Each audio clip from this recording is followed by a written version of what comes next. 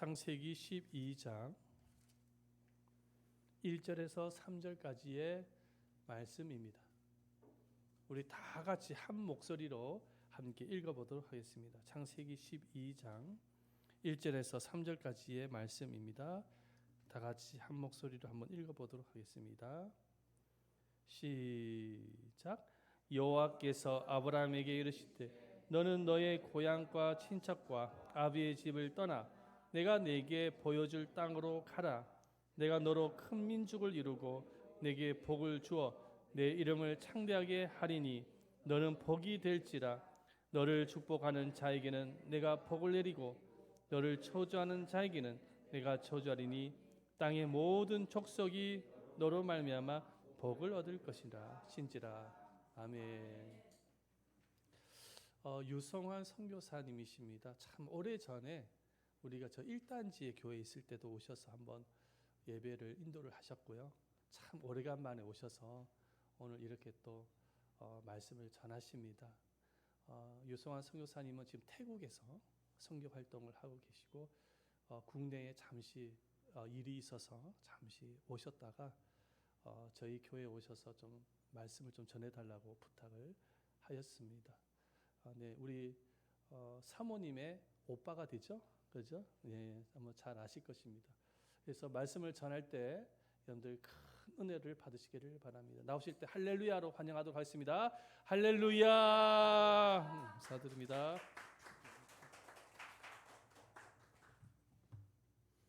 감사합니다. 잠시 기도하고 시작하도록 하겠습니다. 늘 우리와 함께 하시는 선하신 아버지 되신 하나님을 찬양합니다. 그 하나님을 이렇게 주일을 맞이하여 예배할 수 있게 하여 주심에 감사드리며 우리가 그리스도 안에서 형제 자매로 가족 되어짐에 감사드립니다. 이 시간에 주님이 우리에게 주신 거룩한 말씀을 통하여 또한 은혜 받기를 원하오니 전하는 자나 듣는 우리 모두에게 성령님께서 동일한 은혜를 내려주시기를 원하옵나이다. 감사드리며 살아계신 우리 주 예수님의 이름으로 기도드리옵나이다. 아멘. 네, 저는 정혜원 목사님께서 말씀하셨다시피 이 교회 사모님의 오빠 되는 사람입니다. 생긴 거가 비슷하게 생겼을 거라고 여겨집니다. 감사합니다. 목사님보다 제가 키가 작기 때문에 이해해 주시기 바라고, 사실 오랫동안 선교지와 선교사를 위해서 기도로 또 마음으로 재정으로 섬기고 후원한다는 것은 쉬운 일이 아닙니다. 정말 큰 교회도 그렇게 하기 쉽지 않은데 오랫동안 태국을 위해 또한 태국에서 사역하는 저희들을 위해 기도로 마음으로 물질로 섬겨주신 예담제자교회 모든 분들과 또 담임 목사님께 깊이 감사를 드립니다. 저는 잘 아시다시피 태국에서 왔습니다. 태국에 요즘은 한 번씩 가시는 분들도 계실 텐데 한국에 이렇게 잠깐 나와 보니까 무엇보다도 날씨가 너무 좋습니다. 태국의 제일 더운 날은 3월, 4월, 5월입니다. 여러분 태국 하면 항상 덥겠지 이렇게 생각하지만 전혀 그렇지 않습니다. 더운 날이 있고 더 더운 날이 있고 더 더운 날이 있습니다. 3, 4, 5월은 태국 중에서도 더 더운 날입니다. 한국의 여름철입니다. 그때는 기본적으로 40도, 50도 오르락내리락 하죠. 너무너무 더웠습니다. 사실 선풍기나 이런 거 의미 없습니다. 사실 워낙 더워. 사람들이 제일 많은 곳이 어디냐 하면 주로 쇼핑몰입니다. 바글바글바글 갈 데가 없습니다. 사람들이 거기는 이렇게 있으면 에어컨을 틀어주니까. 그리고 태국은 쇼핑몰 중심으로 발달되어 있습니다. 그곳에 체육관도 있고 그곳에 공부를 배울 수 있는 학원도 있고 밥도 먹을 수도 있고 그리고 물건을 살 수도 있고 다 쇼핑몰 중심입니다. 날이 워낙 더우니까. 그곳에서 이렇게 왔는데 한국에 오니 너무너무 시원하고 좋다는 느낌이 듭니다. 물론 지금은 뭐 사람들이 너희 오고 나서 더위가 같이 왔다는 얘기도 이렇게 하시던데, 그리고 또 태국과 다르게 나무들이, 태국은 그냥 녹색입니다. 여기는 나무들이 연두색, 초록색, 청록색, 진한 연두, 짙은 청록, 다 색상이 다르던데 너무너무 아름다운 곳이라는 생각이 듭니다. 나가 있으니까 얼마나 한국이 아름답고 멋진 곳인가 알 수 있게 되었습니다. 저는 저희 아내와 같이 국제 선교 단체인 Youth with a Mission이라는 단체에서 활동하는 선교사입니다. 저희 단체는 국제적으로 한 180개국 이상에서 선교 사역을 하는 아주 큰 기독교 단체입니다. PPT를 한번 보면 저희랑 같이 사역하는 선교사님들과 또 태국 사역자 분들이 있습니다. 1년에 한 번씩 전체 이렇게 권역이 나눠져 있는데, 저곳은 북부권, 태국이 워낙 크기 때문에 북부 지역, 그리고 중북부 지역, 동북부 지역, 남부 지역 이렇게 나누어서 이렇게 사역자들이 모임을 하는데, 중부 지역권에서 리더들이 이렇게 사역 책임자들, 그리고 태국 사람들도 사역 책임자들, 선교사들이 모여서 이렇게 1년에 몇 번 모임을 전체 아침부터 저녁까지 모임을 가지는데, 그 모임에 이렇게 참석해서 있는 사람인데, 여기 앞에 뻘쭘하게 서가 있는 사람이 저입니다. 사실은 점심이 지나서 피곤하고 이런데 집중력을 발휘해야 되기 때문에 뒤에 이렇게 줄줄이 서가 있는 것입니다. 선교사라고 해서 항상 영적으로 깨어있고 그렇지 않습니다. 잠이 오거든요. 그래가지고 서가 있고, 저기 계신 분, 이렇게 머리 희끗하신 분은 싱가포르 선교사님이시고, 그리고 또 그 옆에 원피스를 입고 계신 분은 태국 사역자였습니다. 저희들은 이런 회의를 하면 두 가지 언어로 이렇게 회의를 합니다. 영어로 하시고, 그리고 태국 현지어로 하시는 부분들이 있습니다. 넘겨주시겠습니까? 여기 있는 저희랑 같이 사역하는 동료 선교사님이십니다. 요 앞에 제 뒤에 있는 분은 뉴질랜드 선교사님이시고, 그 뒤에 계신 분은 영국 선교사님이시고, 그리고 저쪽에 머리 좀 이렇게 벗겨지신 분은 미국 선교사님이고, 그리고 그 옆에 호주 선교사님, 싱가포르 선교사님입니다. 오랫동안 사역을 하신 저 중간에 계신 호주 선교사님이 이제 사역을 마치고 다시 호주로 돌아가기 직전에 환송회로 모인 것입니다. 동료들끼리 서로 그동안 수고했다 하면서 격려하고 하나님의 은혜를 나누는 그런 시간들을 조촐하게 가졌습니다. 이렇게 성도들이 모여가지고 같이 있는다는 게 참 좋고, 저희가 이렇게 국제단체에서 있으면서 느낀 것은 하나님이 한국 사람들을 사랑하는 것뿐만 아니라 호주 사람, 미국 사람, 그리고 각 나라의 사람들, 각 나라에서 예수 믿는 분들 한 분 한 분을 사랑하고 계시구나. 또 그분들을 부르셔서 태국이라는 나라에 선교하게 하셨구나라는 하나님의 사랑, 하나님의 부르심들을 알게 되어진 것입니다. 자, 저희가 그리고 넘겨주시면 좋겠습니다. 이것은 제가 태국 교회에서 이렇게 예배 때 설교하는 모습입니다. 어줍지 않은 자가 서서 하나님의 말씀을 태국말로 나눕니다. 참 어줍지 않죠. 사실은 한국말로 이렇게 하는 것도 쉽지 않은데, 태국말로 어줍지 않게 서가지고 태국말로 설교를 하면 태국 분들이 은혜를 받습니다. 제가 탁월해서가 전혀 아니죠. 성령님께서 그렇게 하시는 것을 통해서 그렇게 은혜 받는 태국 분들을 보면서 저 또한 은혜 받으며, 와, 이거는 성령님이 하시는구나 라는 생각을 하게 됩니다. 복음이라는 것은, 능력이라는 것은 정말 말에 있지 않는 것입니다. 넘겨주시겠습니까? 이는 저희 아내는 태국에서 교육 선교를 하는데 태국 대학생들을 가르치고 있습니다. 저희 아내가 태국 대학생들을 가르치는데 그 학교에 제자들입니다. 학생들입니다. 같이 모여가지고 이렇게 부채를 만들고 하는 그런 모임을 했었습니다. 학교 시간에 이렇게 액티비티 어떤 행사를 한 거죠. 느껴주시겠습니까? 중간에 있는 사람이 저희 아내입니다. 그 옆에 있는 이렇게 사람들이 태국 대학교 이제 졸업생들입니다.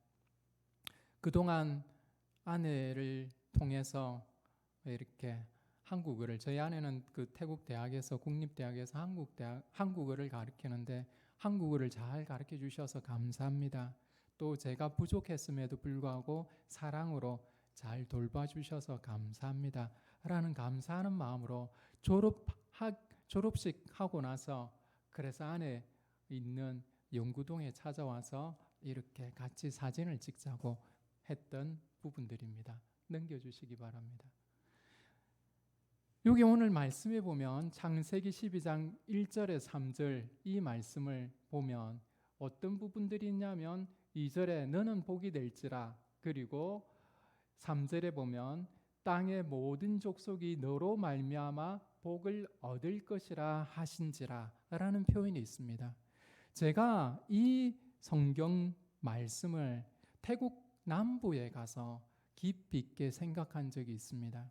저희는 태국에 가서 처음에 가서 태국 중부 지역에서 언어를 배웠습니다. 지금 한국말을 이렇게 제가 하지만 처음 태국 가면 뭘 알겠습니까? 태국 말을 모르지 않습니까? 그래서 태국 언어를 배웠습니다. 그래서 어떻게 인사를 하는지, 우리는 그냥 인사를 안녕하십니까 하지 않습니까? 태국말로는 안녕하십니까 라고 하지 않습니다. 우리는 안녕하십니까 라고 이렇게 머리를 숙여 하지 않습니까? 태국 사람들은 손을 모으고 이렇게 사와디크랍 이렇게 합니다. 다르죠? 문화가 다릅니다. 그리고 인사하는 법도 다르고 언어도 다릅니다. 그리고 태국은 성조가 있습니다. 5성입니다.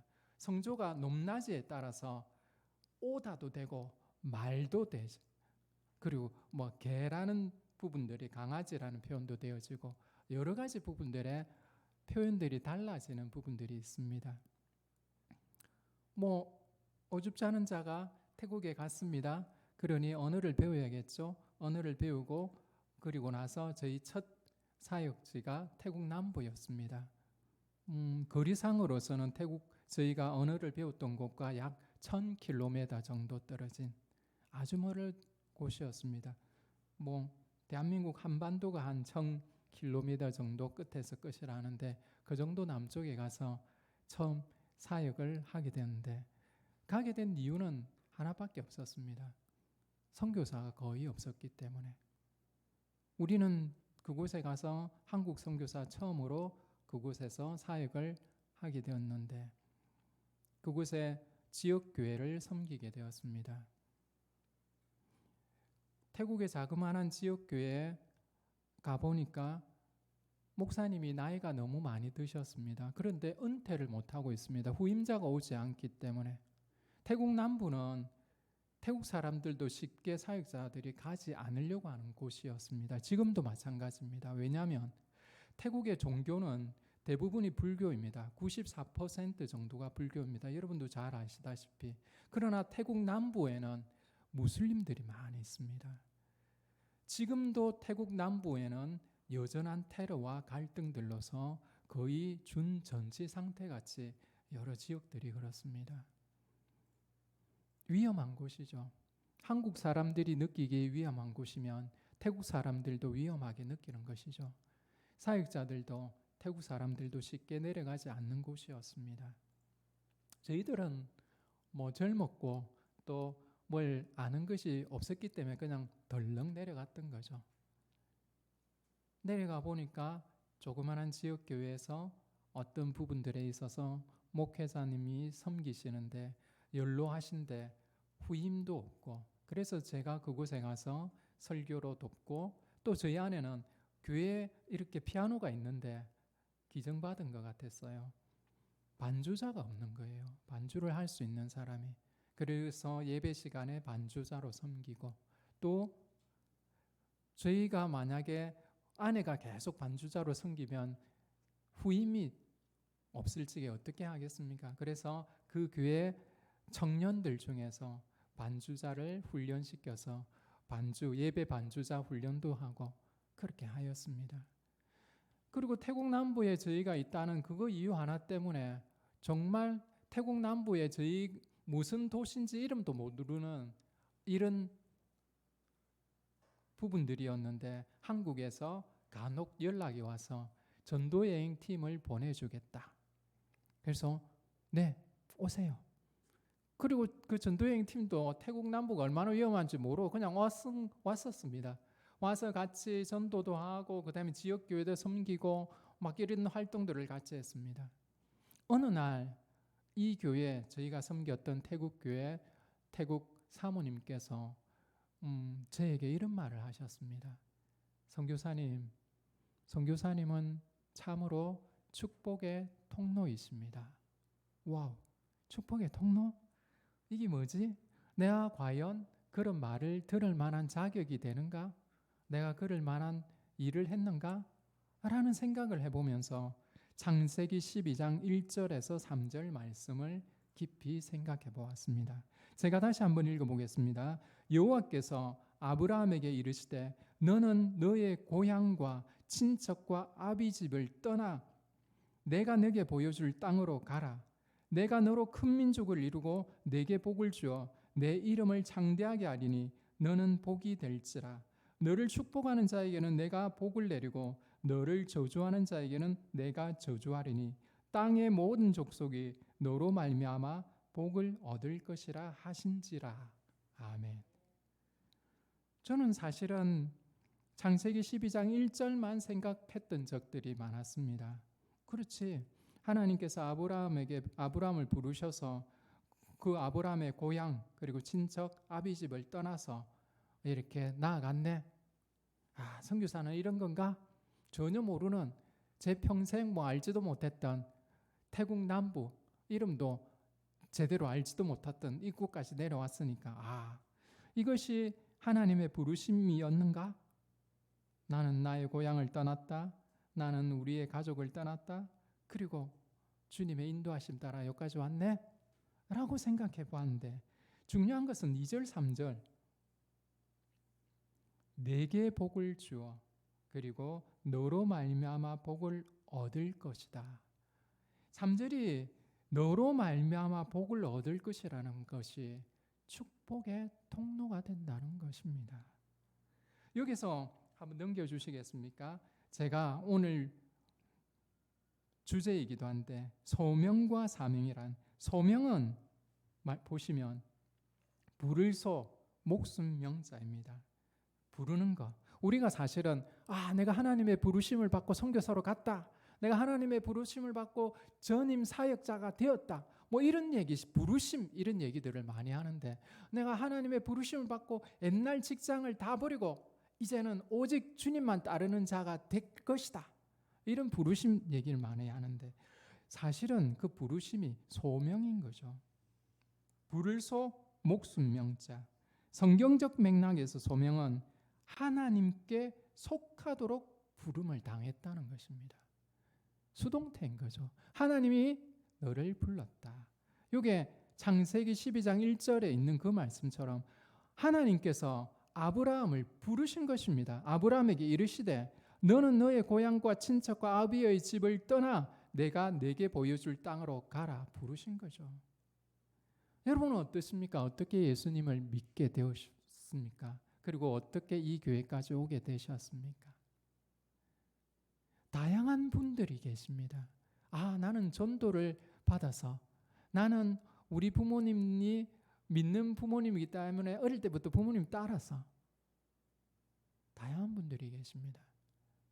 근데 사실은 한국에서는 부모님 따라서 오는 경우도 많고 주위에서 복음에 대해서 들을 기회들도 많이 있습니다. 태국에 갔는데 태국 남부에는 더더욱 기회가 없습니다. 태국에서 제일 많은 종교가 제가 서두에 말씀드린 것처럼 불교라 하지 않았습니까? 94%. 나머지 이슬람 5%, 기독교 1%입니다. 특히 제가 내려간 태국 남부 지역은 기독교회가 거의 없습니다. 무슬림들이 어떻게 복음을 듣겠습니까? 우리도 무시무시하게 무슬림 하면 이슬람을 믿는 자들이란 폭탄 테러나 일으키고 9.11 테러 일으키는 자들 뭐 이렇게만 생각하는데 과연 하나님이 그들을 사랑하실까요? 제가 만나본 한 무슬림은 꿈을 통해서 예수님을 만나게 된 사람도 있었습니다. 창세기 12장 1절 여호와께서 아브라함에게 이르셔서 이렇게 직접 말씀하신 자들이 이 수천 년 전에 창세기에만 있는 것이 아니라 오늘날에도 있습니다. 그리고 이것만이 극적인 어떤 이런 부르심만이 아니라 부모님을 따라서 교회 가는 거, 그리고 또한 전도를 통해서 예수 믿으세요 이렇게 해서 또 교회 오는 거, 이 모든 것들이 하나님의 부르심인 것입니다. 소명인 것이죠. 그렇다면 소명 보면 나는 누구인가입니다. 소명에. 그러면 나는 누구입니까? 이제는 우리의 신분이 변화된 거죠.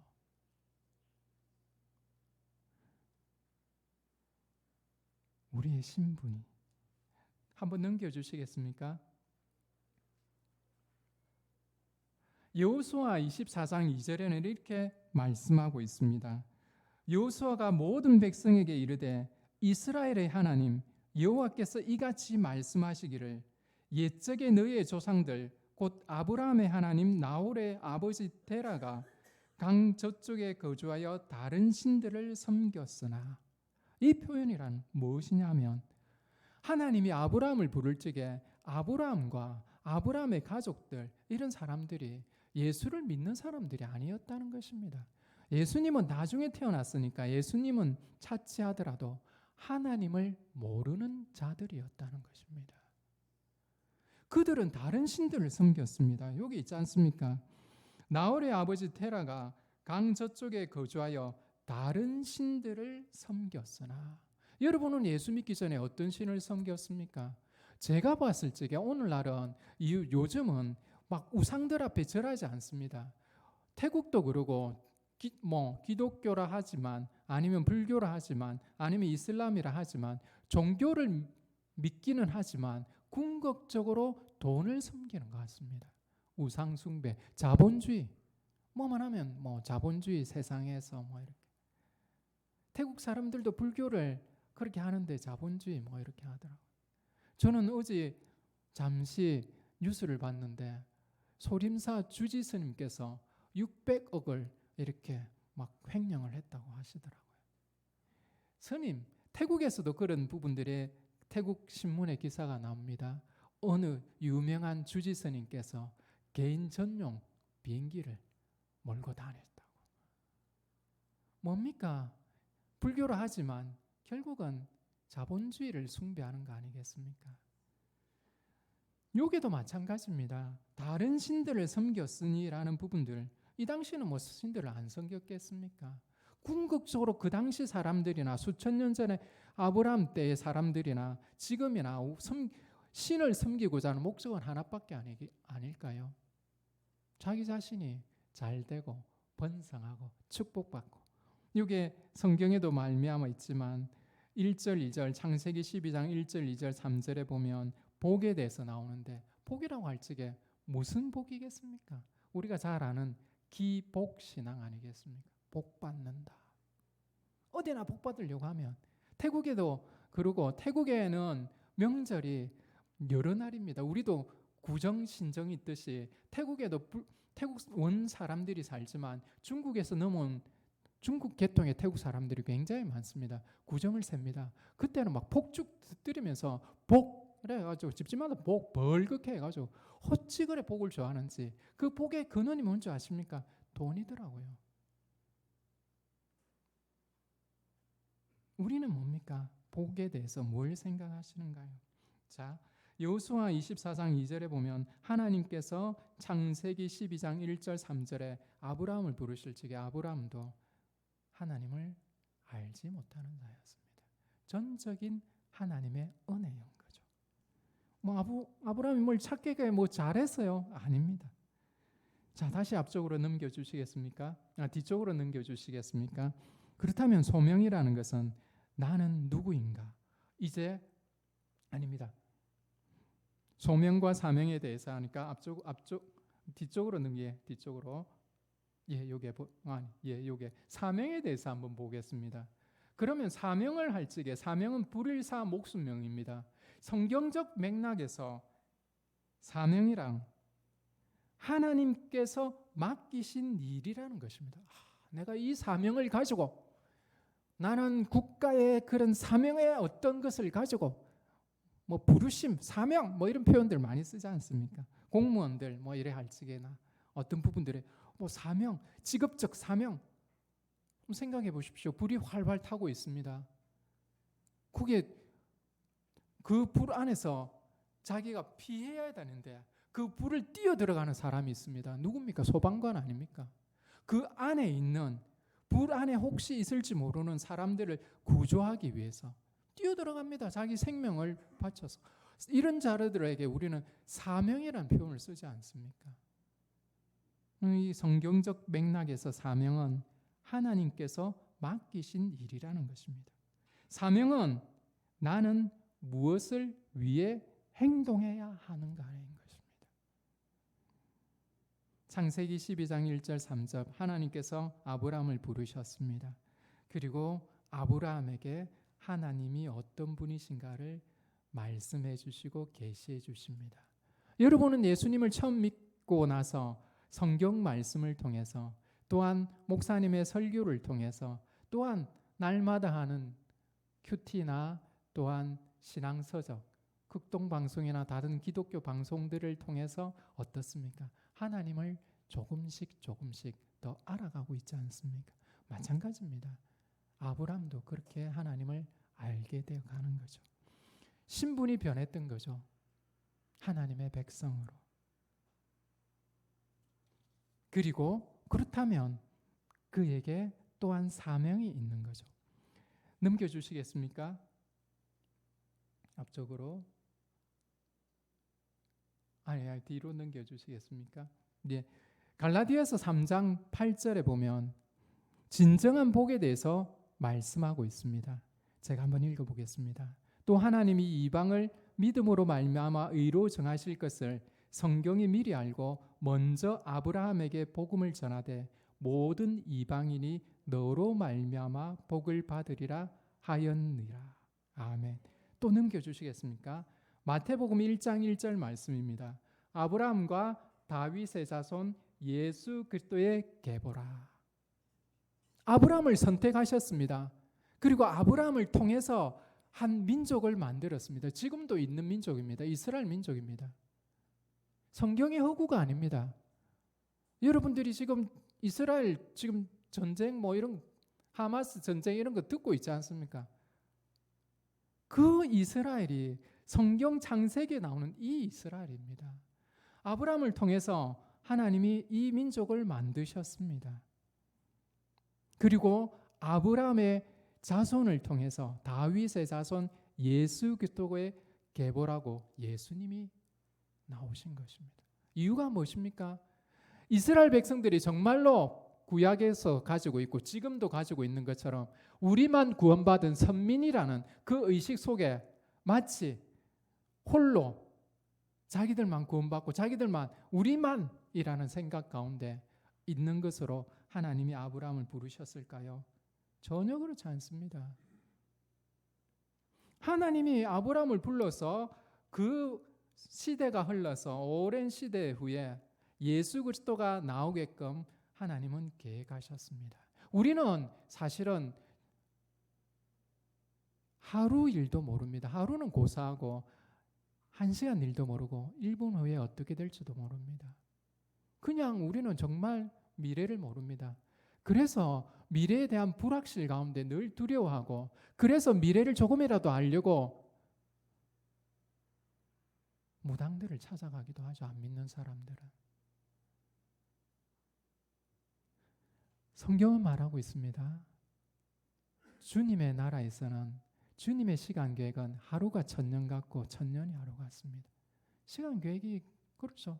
주님은 이미 큰 빅픽처, 큰 그림을 가지고 계셨습니다.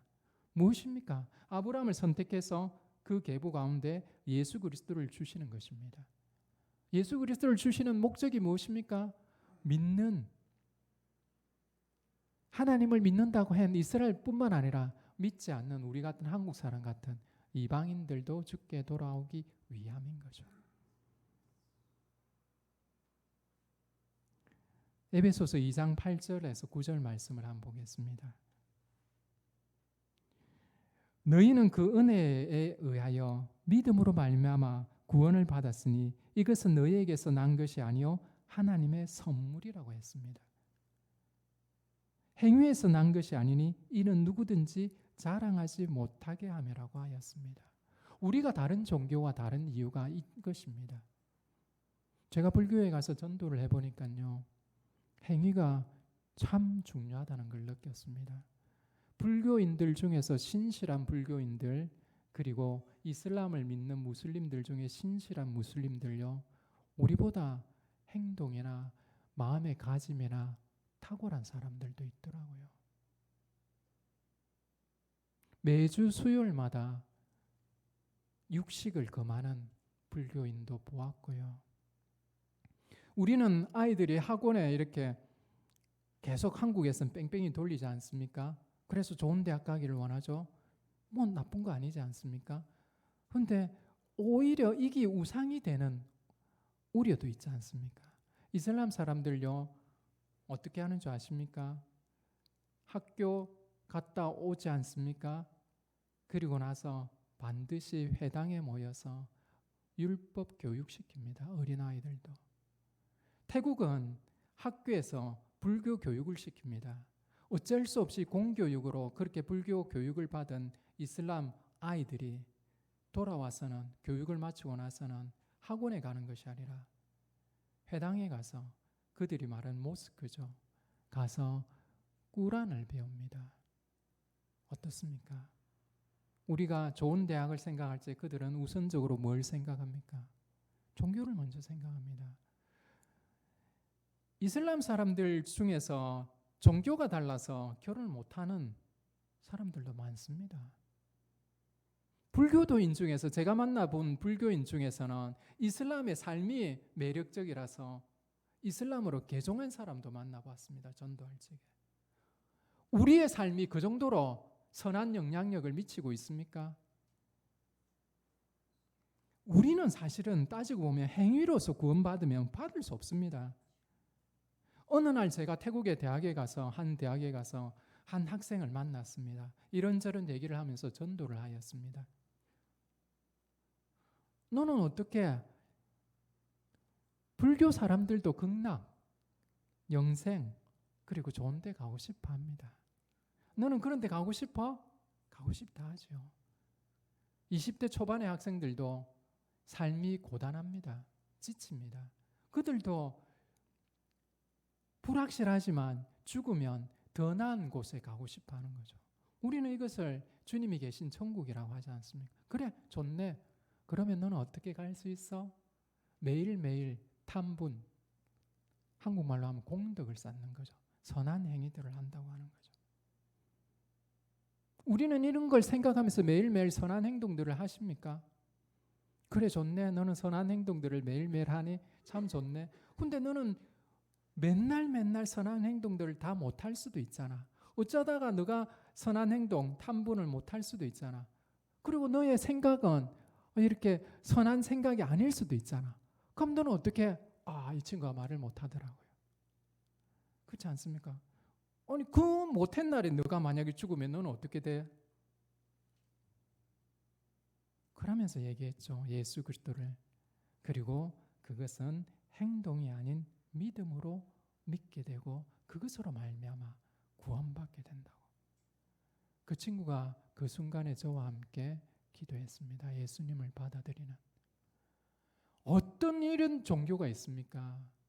생명이 우리의 행동과 상관없이 거저 주시는 값 없는 선물이라고, 하나님의 선물이라고 에베소서 2장 8절에서 말씀하고 있지 않습니까? 그러므로 행위에서 난 것이 아니니 누구든지 자랑하지 못하도록 얘기했지 않습니까? 우리 예수 믿는 것이 뭐 의입니까? 자랑입니까? 아닌 거죠. 하나님이 우리를 불러주신 거죠. 창세기 12장 1절에서 있는 것처럼, 아브라함을 부르신 것처럼 우리를 불러주신 거죠. 자, 하나님이 아브라함을 불러서 이스라엘을 만드시고 계십니다. 넘겨주시겠습니까? 창세기 18장 19절을 제가 한번 읽어보겠습니다. 내가 그로 그 자식과 건속에게 명하여 여호와의 도를 지켜 의와 공도를 행하게 하려고 그를 택하였나니 이는 나 여호와가 아브라함에게 대하여 말한 일을 이루려 함이니라. 하나님이 아브라함을 부르셨고 한 민족을 새롭게 만들고 계십니다. 그런데 하나님은 그것에 대한 목적을 가지고 계십니다. 이들에게 사명을 주시기를 원하십니다. 어떤 사명입니까? 여호와의 도를 지켜서 의와 공도를 행하게 하려고 그를 택했다고, 그에게 불렀고 소명을 줬고 사명을 줬다고 얘기했습니다. 여기서 의와 공도라는 부분들 넘겨주시겠습니까? 의라는 것을 히브리 말로 체데카라고 표현합니다. 하나님과의 올바른 관계를 맺고 있는 사람이 그 관계에 걸맞게 이웃을 대하는 태도를 의라고 합니다. 체데카라고 합니다. 약자에 대한 긍휼, 자비 이런 것들이죠. 사랑. 왜냐하면 하나님의 성품을 드러내라는 거죠. 의를 드러낸다는 것을 적에 우리가 네 의 좀 드러내지 마라 이런 것이 아닙니다. 성경에 말하는 진정한 의는 하나님의 성품, 하나님이 가진 태도, 정말 하나님과 관계하는 그 관계하는 자에 걸맞은 이웃을 대하는 태도, 약자에 대한 긍휼, 자비. 그러면 공도라고 성경이 표현했는데 다가오지 않습니다. 다른 성경 번역에서는 정의라고 표현하고 있습니다. 이 정의가 우리가 생각하는 그 정의인가 살펴보면 히브리 말로는 미시타파라고 표현하고 있습니다. 이 정의는 사회의 구조적 약자들을 보호하는 맥락에서 성경에서 압도적으로 많이 쓰인 표현입니다. 그냥 우리가 할 적에 정의가 어떻고 세상 사람들도 다 정의 부르짖지 않습니까? 정의가 있네 없네 그런 정의적인 참문이 아니라 성경에서 말하는 그 원정의적인 것은 사회의 구조적 약자들을 보호하는 맥락에서 성경이 말하는 정의입니다. 예를 들면 고아, 가부, 나그네, 가난한 자들에 대한 성경을 한번 읽어보십시오. 하나님은 항상 눈길이 어디 있는지 가진 자들에게만 눈길이 있습니까? 아닙니다. 약하고 가난한 자. 법정에 가서 저들이 잘못했습니다 외치지 못하는 약자들의 하나님의 눈길이 있는 것입니다. 그것이 정의인 것입니다. 하나님께서 이스라엘 백성에게 부르시고 사명을 주신 것은 여호와의 도를 지켜 의와 정의를 행하게 하려기 위해서 그를 선택했다고 했습니다. 그러나 구약을 한번 읽어보십시오. 이스라엘 백성들이 그렇게 살았는지 전혀 그렇게 살지 못했습니다. 우상숭배도 했을 뿐만 아니라 약자들을 탈취했습니다. 이웃의 가난한 자들을 폭력으로 억압했으며 전쟁을 일으켰습니다. 하나님의 성품과 하나님의 사명, 주신 사명과 다른 거죠. 하나님께서 이스라엘 백성들을 이렇게 하신 목적이 있는 것입니다. 넘겨주시겠습니까? 출애굽기 19장 5절에서 6절 말씀을 제가 한번 읽어보겠습니다. 세계가 다 내게 속하였나니 너희가 내 말을 잘 듣고 내 언약을 지키면 너희는 모든 민족 중에서 내 소유가 되겠고 너희가 내게 대하여 제사장 나라가 되며 거룩한 백성이 되리라. 너는 이 말을 이스라엘 자손에게 전해라고. 뭐라고 했습니까? 6절에 제사장 나라가 되며라고 했습니다. 제사장이 무엇입니까? 신과 인간의 세계를 연결하는 자가 제사장입니다. 하나님을 아는 백성들로 부름을 당했습니다. 소명이죠. 불러졌죠. 그리고 그들에게 하나님이 사명을 주셨습니다. 하나님의 백성처럼 살아라고. 뭐 어떻게 해요? 의와 정의를 실천하면서. 그렇게 실천하며 사는 것이 어떻게 되는 거죠? 제사장 나라가 된다고 했습니다. 그렇게 삶으로 말미암아 주위에 있는 가난한 백성이고 주위에 있는 다른 백성들이 하나님을 알게 된다는 것이죠. 하나님을. 근데 그들은 그렇게 살지 못했기 때문에 하나님의 사명을 저버린 거죠. 심지어는 어떻게 했습니까? 그들이 하나님의 사명을 살지 못했을 뿐만 아니라 그들을 통해서 나온 예수 그리스도께서 십자가에 못 박혀 죽임을 당하는 것이 누구들 때문입니까? 이스라엘 백성들 때문입니다. 베드로전서 2장 9절 말씀을 한번 보시겠습니다. 저걸 한번 다 같이 읽어볼까요? 시작.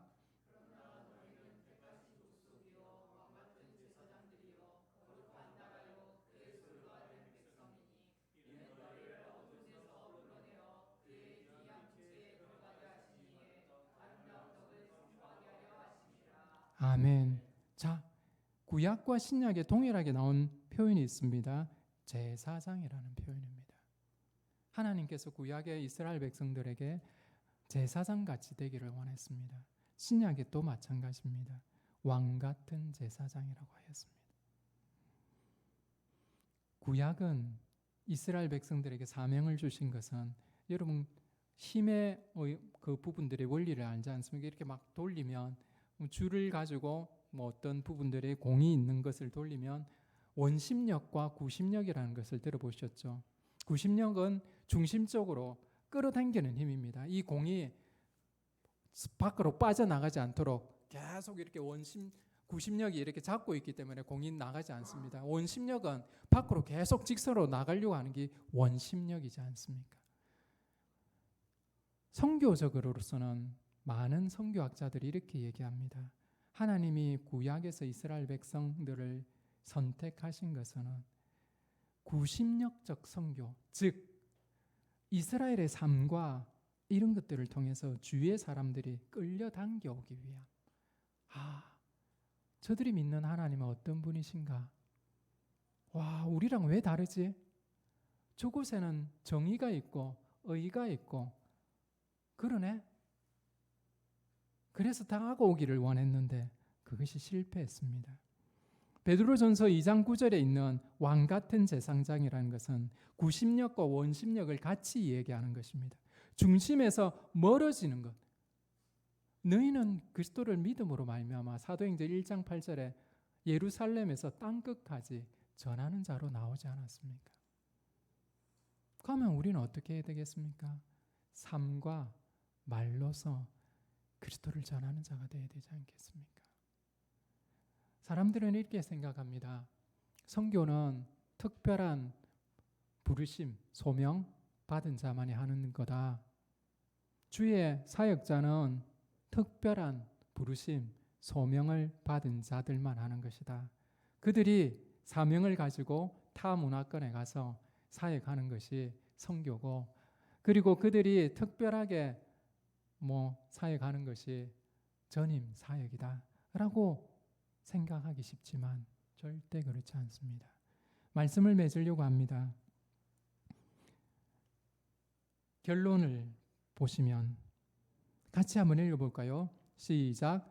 우리가 진실로 하나님을 믿는 자들이라면 우리는 하나님의 소명을 받은 사람들입니다. 그렇다면 우리가 태국에 있든지 한국에 있든지 나이가 어리든지 나이가 많든지 다 왕같은 제사장으로 우리의 신분이 변화되었습니다. 그러므로 우리의 사명은 우리의 삶과 우리의 말로서 성부, 성자, 성령 하나님을 알지 못하는 사람들이 축복의 통로인 우리들을 통해 주께로 돌아오도록 하는 것입니다. 아멘. 잠시 기도하고 마치겠습니다. 하나님 아버지,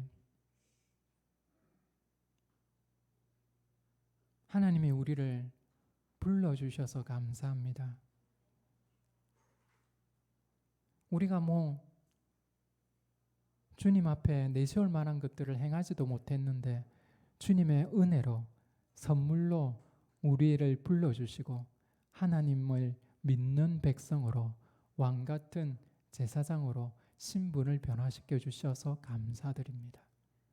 하나님이 주신 사명, 이제는 이스라엘 백성들에게 주신 그 사명 같이 우리도 그 사명을 하기를 원합니다.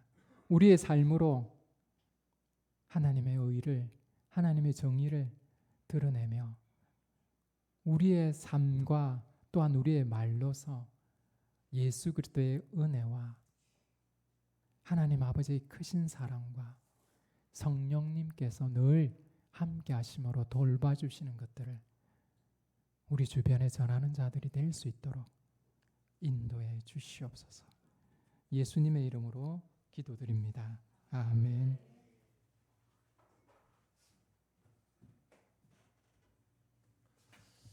말씀 참 감사드립니다.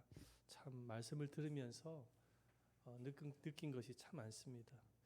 여러분, 우리 유성환 선교사님만 선교사님이 아니라 저도 그렇고 여러분들 모두가 다 선교사라는 사실을 믿으시기를 바랍니다. 하나님께서 우리를 소명으로 부르셨어요. 예수를 믿고 주의 자녀가 되게 하셨어요. 왜 되게 하셨을까요?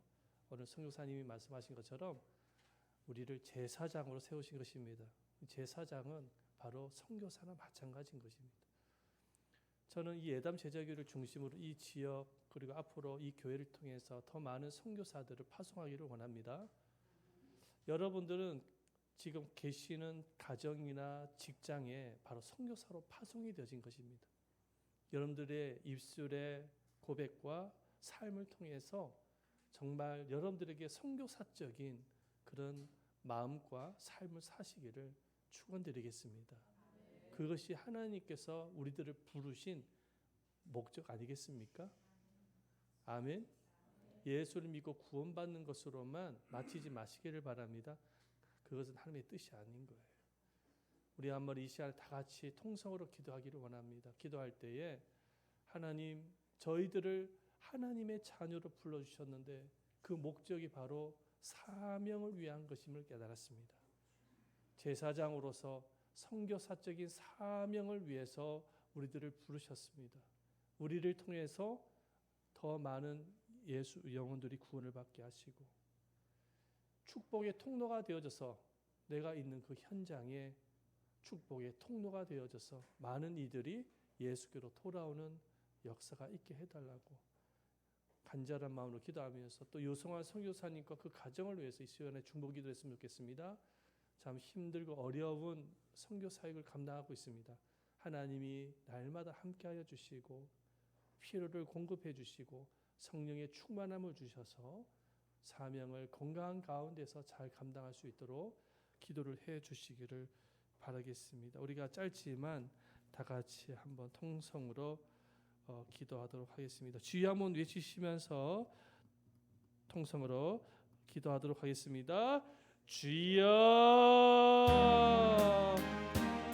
살아계시고 자비로우신 아버지 하나님 앞에 감사드립니다. 주님께서 오늘 말씀을 주신 것처럼 하나님께서 저희들을 예수를 믿고 구원받은 하나님의 자녀로 부르셨습니다. 하나님께서 저희들을 주의 자녀로 부르신 목적이 바로 제사장으로서 축복의 통로로서 선교사로서의 삶을 살아가도록 하기 위해서 저희들을 불러주셨음을 믿습니다. 거룩하신 아버지 하나님, 저희들을 사용하여 주시옵소서. 저희들을 통해서 아버지 하나님, 내가 있는 그 현장에 그리스도의 복음이 전파되어지고 내 입술의 고백과 나의 삶을 통해서 축복의 통로가 되어질 수 있도록 도와주셔서 많은 이들이 예수께로 인도함을 받을 수 있도록 주님이 은혜를 베풀어 주시옵소서.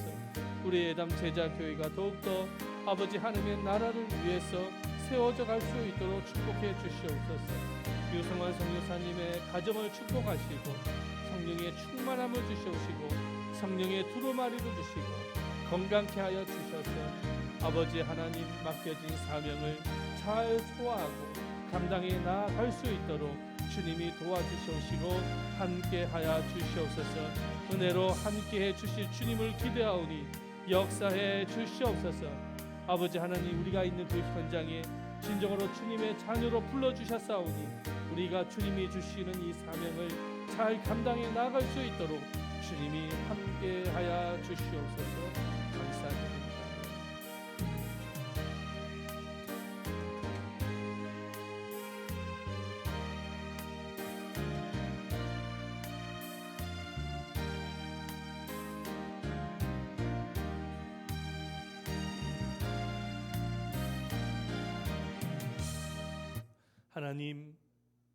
하나님 저희들을 예수를 믿고 구원받은 것은 우리의 행위가 아니라 전적인 하나님의 부르심의 은혜임을 깨달았습니다. 예수를 알지 못했던 가정에 있었던 아브라함도 하나님이 부르셔서 믿음의 조상이 되게 하신 것처럼 예수를 전혀 알지 못했던 저희들이었는데 주님께서는 당신의 방법을 통해서 아브라함처럼 믿음의 조상으로 우리를 부르주셨음을 믿습니다. 또한 하나님께서 이런 소명을 주신 목적이 우리가 예수 믿고 구원받으로 끝나는 것이 아니라 축복과 통로가 되게 하기 위해서 제사장으로 선교사적인 삶으로 하나님의 영광을 나타내라고 사명자로서 저희들을 불러주셨음을 믿습니다. 우리가 있는 그 현장 가정에서나 직장에서나 누구를 만나든지 어디에서 무엇을 하든지 간에 내가 바로 하나님의 부르심을 입은 진정한 사명자임을 깨닫고 선교사적인 삶을 살아가는 우리들 모두가 되어지게 하여 주시옵소서. 주님께서 함께해 주셔서 유승환 선교사님 가정을 축복하여 주시옵시고 오랫동안 태국에서 변함없이 사역을 감당하는 가운데 있사오니 열매도 주시고 피로를 공급하시며 건강도 주시고 주님이 날마다 함께해 주실 줄을 믿습니다. 우리 예담 제자교회가 더욱더 아름답고 건강하게 성장하고 세워져 가서 우리가 끊임없이 주님이 오시는 그날까지 복음을 위해서 선교를 위해서 쓰임 받을 수 있도록 사용하여 주시옵소서.